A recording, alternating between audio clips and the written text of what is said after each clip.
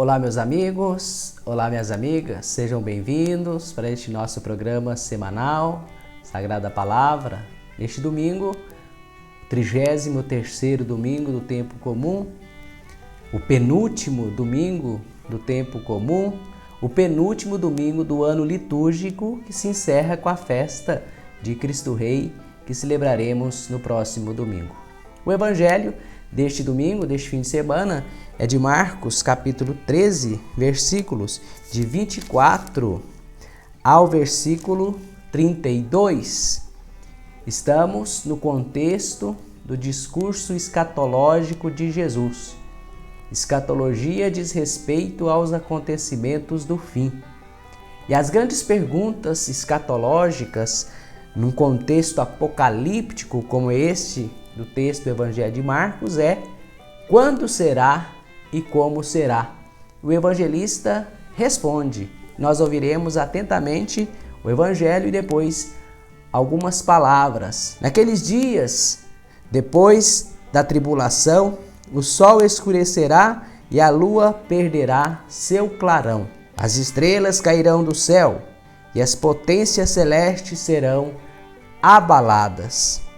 E então verão o Filho do Homem, Jesus, como juiz celeste, vindo nas nuvens com grande poder e glória. Ele enviará os anjos para reunir os seus eleitos dos quatro ventos, da extremidade da terra à extremidade do céu. Da parábola da figueira aprendei a lição. Quando seus ramos vicejam e as folhas começam a brotar, sabeis que o verão está próximo. Vós, do mesmo modo, quando virdes acontecer essas coisas, sabei que está próximo às portas. Em verdade vos digo, esta geração não passará até que tudo isso aconteça. O céu e a terra passarão, mas as minhas palavras jamais passarão. Ora, quanto àquele dia ou hora, ninguém tem conhecimento, nem os anjos do céu, nem mesmo o Filho, somente o Pai. É palavra de salvação. Glória a vós, Senhor. Meus queridos amigos, minhas queridas amigas, a maneira de relatar o final escrito por Marcos ou descrito por Marcos é uma forma simbólica. Ele mesmo no final diz que ninguém sabe o tempo, nem a hora, nem mesmo o Filho, nem os anjos, mas somente o Pai que está nos céus. E os sinais? É claro que esses sinais aqui são também uma maneira simbólica. As estrelas caírem do céu, as potências celestes serem abaladas, a lua perder o clarão, o sol se escurecer. Veja que esses sinais estão introduzidos pela palavra tribulação, depois dessa tribulação. Se a gente pegar isso aqui ao pé da letra, nós podemos cair também no erro, porque veja quantas tribulações nós passamos, especialmente nos 2 últimos anos, nesse contexto de pandemia, quantas mortes, e também em outras ocasiões, quantas hecatombes, quantos desastres naturais ou desastres provocados pelo ser humano, enchentes, terremotos, maremotos, tsunami e tantos outros, e o mundo não acabou, como não acabou no tempo de Marcos.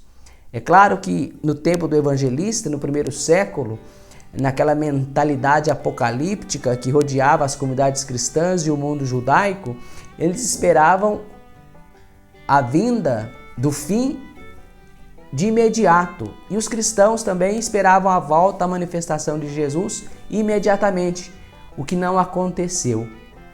Por isso, o evangelista coloca no final esta exortação: prestai atenção, ficai atentos, mas quanto àquele dia ou hora, ninguém tem conhecimento, Ninguém tem conhecimento do dia e a hora, nem os anjos do céu, nem mesmo o Filho, somente o Pai. O importante aqui também, uma outra coisa, que veja que Jesus aparecerá como Filho do Homem. A expressão Filho do Homem significa o juiz celeste, a partir daquela imagem do livro do profeta Daniel, capítulo 7, versículo 14, que o vidente vê uma espécie de Filho do Homem nas nuvens do céu, comportando-se como um juiz. Então, quando Jesus assume para si a figura do Filho do Homem, ele está assumindo a condição de juiz e juiz celeste, que voltará glorioso. Mas veja, voltará com grande poder e glória, e enviará os anjos para reunir os eleitos de Deus. Se nós somos eleitos de Deus, se somos batizados, somos agraciados pelo Espírito de Deus, nós não devemos temer o fim. Devemos sim temer o fim se não praticamos as obras de Deus. Se não praticamos, se não vivenciamos, se não colocamos em prática as mesmas obras de Jesus, que são as obras do amor e da caridade, as obras da fraternidade, as obras de Deus. E ele reunirá os seus eleitos, da extremidade da terra até a extremidade do céu. Isso deve ser para nós motivo de esperança e não de tristeza e de temor. Jesus voltará sim, é promessa, mas nós não sabemos quando e nem como. As imagens são para uma maneira de mostrar também quão extraordinário, maravilhoso, tremendo será o momento da consumação da história. E a Bíblia também não fala de destruição da terra. Claro que fala de maneira simbólica, mas veja no livro do Apocalipse, onde se diz que farei novas todas as coisas, serão novos céus e nova terra, novo céu e nova terra, tudo será novo. Então, a consumação da história, na vinda gloriosa de Jesus, será um momento importante para a humanidade. Um momento de salvação, de glorificação, de renovação, de novidade completa. A perfeição do reino de Deus acontecendo no nosso meio e nós sendo levados por Jesus à participação plena e efetiva do seu reino. A última coisa que eu gostaria de falar é sobre os versículos que estão imediatamente posteriores à leitura do Evangelho de hoje, que a liturgia, não sei porquê, cortou, mas que nós deveríamos ler para concluir. Veja o que Jesus diz. Atenção, a partir do versículo 33 até o versículo 37 do capítulo 13 de Marcos. Atenção, ficai de sobreaviso, pois não sabeis quando será o momento. É como um homem que, ao viajar, deixou sua casa e confiou a autoridade a seus servos, a cada um sua tarefa, mandando ao porteiro que vigiasse. Vigiai, portanto, pois não sabeis quando virá o Senhor da casa. Se à tarde, à meia-noite, ao cantar do galo ou ao amanhecer. Não aconteça que, vindo de repente, ele vos encontre dormindo, apáticos, não dando importância a nada, não cumprindo a sua tarefa, sonolentos, dormindo. O que vos digo, digo a todos: vigiai. É o que Jesus nos ensina. Vigiai. Estar de prontidão, estar alerta. E alerta no sentido de estar praticando as obras de Cristo, aquelas obras que nós nos referimos agora há pouco, as obras do bem, da verdade, da justiça, a obra do amor, que é a obra mais sublime, que é a obra do amor, que abarca todas as outras obras, todas as outras práticas cristãs são abarcadas pelo amor de Jesus por nós, e pelo nosso amor a Jesus, que passa claramente e certamente pelo nosso amor ao nosso próximo, ao nosso irmão e à nossa irmã. Isto é vigiar, isso é estar atento, isso é estar preparado, isto é ir se preparando para a vinda de Jesus, vinda esta maravilhosa, gloriosa, mas que nós não sabemos quando será. Nem do ponto de vista pessoal, pois nós não sabemos quando vamos partir desta vida, nem do ponto de vista universal. Nós não sabemos quando acontecerá a renovação da história, ou a consumação da história, melhor, ou a consumação definitiva, a plenificação do reino de Deus entre nós.